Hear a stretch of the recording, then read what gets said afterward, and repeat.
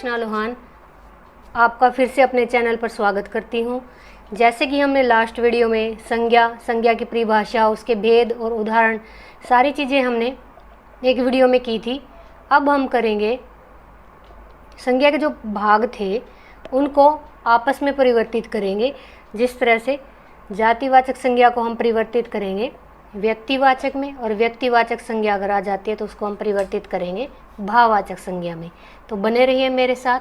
अगर आप मेरे चैनल पर न्यू सब्सक्राइबर हैं तो बेल आइकॉन पर प्रेस करके आप मेरे आने वाले वीडियो के बारे में जान सकते हैं और मेरे साथ बने रह सकते हैं। संज्ञा के भागों का आपस में परिवर्तन करना। अब यहाँ से देखिए, जातिवाचक संज्ञा का व्यक्तिवाचक संज्ञा के रूप में प्रयोग।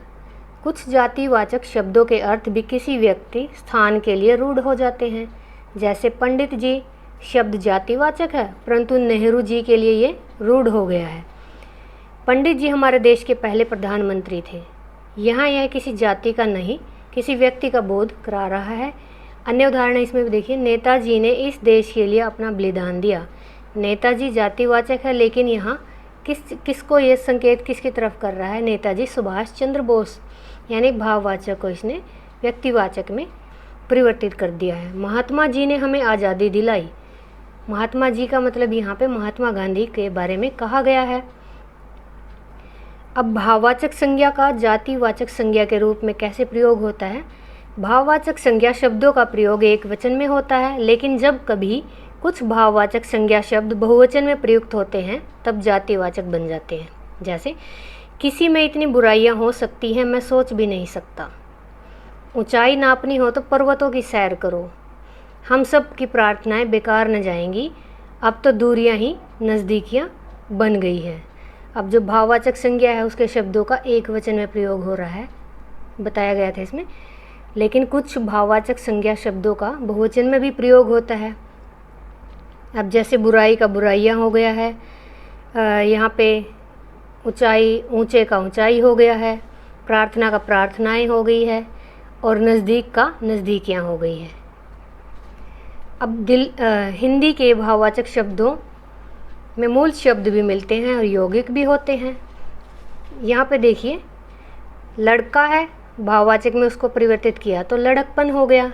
ईमानदारी, ईमान से ईमानदारी हो गया। स्त्री से स्त्रीत्व, बंधु से बंधुत्व। इसी तरह से आप यहाँ कितने सारे उदाहरण देख सकते हैं जो जातिवाचक से भाववाचक में परिवर्तित। कुछ ऐसे उदाहरण भी हैं जो सर्वनाम से भाववाचक में और विशेषण से भाववाचक में परिवर्तित हो जाते हैं।